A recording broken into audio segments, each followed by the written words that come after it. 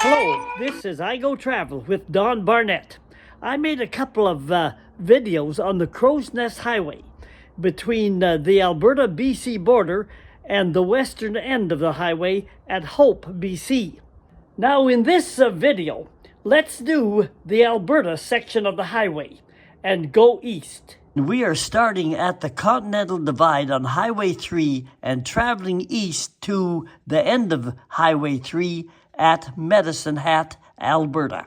We will start at the BC-Alberta border and take a look at the communities in Crowsnest Pass, and I'll tell you a few stories there. Then we'll stop by Pincher Creek, we'll go on to Brockett, and I can tell you a story there that you might not know. And then we'll continue on down the highway to Fort Macleod and finally to Lethbridge. And then in part 2, the second video, we'll go from Lethbridge on through several communities on the way to Medicine Hat. But in part 1 here, let's go back and start at the BC-Alberta border at Crowsnest Pass. We are coming up to the Continental Divide right now. That lake is still in BC. Stones from traffic and snowplows last winter peppered this sign. We're coming into Alberta, and they call it the Crowsnest Pass. This is Coleman, a series of small towns in the pass. 5 towns make up the community of Crowsnest Pass. One town is Coleman, the other is Blairmore and Hillcrest, 3. Frank is 4, and Bellevue is 5. There was a time in the early 1900s when Alberta had prohibition, no liquor allowed. Well, the booze started to come in from BC, where they manufactured the moonshine, and the Alberta Provincial Police tried to catch the bootleggers.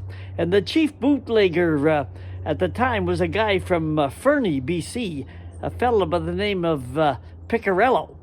Eventually there was a shootout, and a policeman was killed, and they charged Piccarello with the crime. And Piccarello said to his one of his employees, a young girl, he said, you say that you shot the policeman. They'll never hang a woman, but they'll hang me for sure. So the girl agreed to do this, and in the trial, the judge found them both guilty and said that both would hang. And the girl said, oh no, I was told by Piccarello to do this, to save him. But that's the thing about a hanging law. There's no turning back. It's a one-way street. And it was the only time in history, in Alberta history, that Alberta hung a woman. This old Burmese tree along the highway is a landmark, claimed to be one of the most photographed trees in Canada. Another landmark is Mount Sentinel, also viewed from the highway. The pass has had 3 major disasters in its communities. The first one happened in 1903 when the Bellevue mine blew up. Methane gas exploded and it killed 30 miners. It was only 4 years later, in 1914, the worst underground mine disaster in Canadian history occurred at the Hillcrest mine. Methane gas accumulated again, and the explosion killed 189 miners, half the workforce, and a mass memorial gravesite is still visited by tourists today. The other story is when Turtle Mountain slid down on the left side and totally obliterated the little coal mining town of Frank. Local Blackfoot people called it Turtle because they felt it moved slowly. But the turtle took only 1.5 minutes to dump 600 tons of rock into the little town of Frank, while most were sleeping in the early morning. There was about 600 living in Frank at the time, and the slide killed over 100. Most bodies were never recovered, and there was a mass burial in the cemetery. Interesting stories occurred during the heat of the disaster. For example, a railway worker flagged down a train, or it would have crashed into the slide. Another house was partly covered, and the 3 daughters survived, but the wife and the 4 sons sleeping in the same house in the adjacent bedrooms were killed. There were 17 workers trapped in the mine itself, and they dug out finally, only to find that their families had perished in the slide. The slide left 14 to 45 meters of rock thick down below. The railway was rebuilt across the slide area within 3 weeks, and 3 years later, in 1906, the road was rebuilt. We are out of the mountains and into the prairies, going past Pincher Creek, cowboy country. Area windmills interfere with the view of the mountains, so there has been some curtailing of windmills here. The mountains are behind us now, and we're into the open country. Kind of the flatlands. We're on the way to Fort McLeod and then finally to Lethbridge. West of Fort McLeod, you drive briefly along the Old Man River in the area of Brockett, center of the Piikani Pagan Blackfoot Reserve. The people here accommodated the Nez Perce, or Nimiipuu Indian people of Idaho in historical times, who were in a deadly battle with the U.S. Army. This is how the Nez Perce people came to join the Piikani people in Alberta. We're traveling along the Crowsnest Highway just above the American border here. And the Nez Perce lived in the panhandle of Idaho, and their military conflict with the U.S. Army started there, and they fled across the border into Montana. They went south to where the Yellowstone is at today to get some allies from the Crow people there who refused, and then they made their flight. The Nez Perce or Nimiipuu people made their flight north in a desperate effort to reach the Canadian border and safety. But they were stopped just below the border in a final battle in which men, women, and children were killed all along this white route here. And in the final battle, one of the chiefs, Chief Joseph, made his famous historical quote where he said, "I will fight no more forever." And he returned with his people to what he thought would be his homeland back in Idaho, but he and his people never saw their homeland again. The Americans broke their promises again to the Indian people. However, about half of them, untold numbers, did escape with Chief Whitebird across the Canadian border and mixed in and were accepted by the Piikani people in the Brockett area along Highway 3.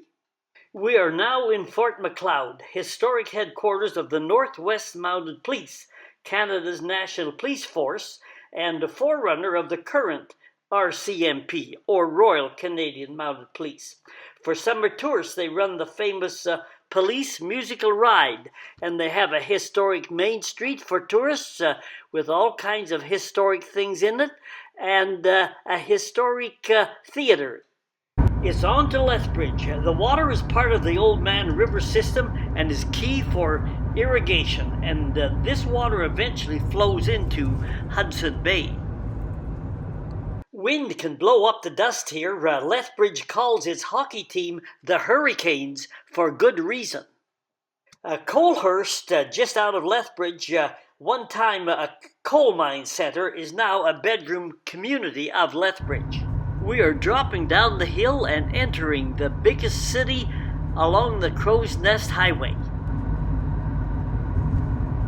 And there's our first look at the big bridge.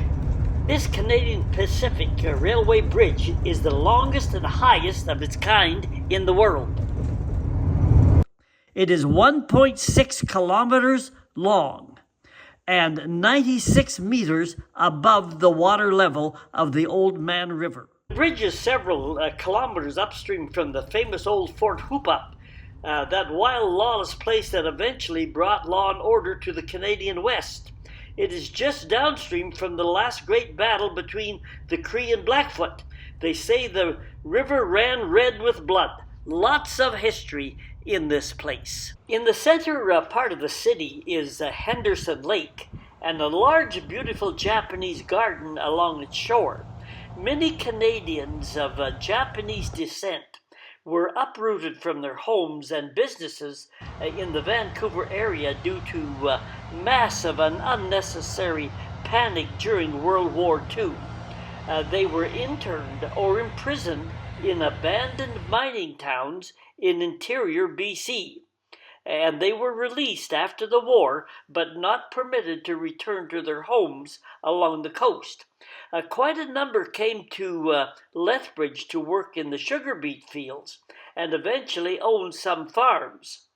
I read where a Japanese woman lived in the farmer's chicken house during a winter that dropped to 20 and 30 degrees below zero. Corporate farms eventually took over the agriculture industry, but today the Japanese descendants have built this large and beautiful Japanese garden in the city, topped off with dragon boat races each summer. If you wanted to follow up on the Nez Perce story there at Brockett, go to my playlist on Idaho and Washington. And the story of the Nez Perce is told in there. It was a long-running battle. And in the meantime, we've made it to Lethbridge here, and we're heading east. And it's a different kind of country. It's flat country, and it's heavy industrial and agricultural. So jump on board and let's head east from Lethbridge here, and we're going to end up at the end of the Crowsnest Pass at Medicine Hat. If you hit the subscribe button, that'll tell you when we're posting more videos on the internet. And to find those other videos, just as it says there in blue, Google at Don Barnett 5090, then click my name and hit the word playlists in the middle of the page and scroll down. Each playlist contains several travel videos.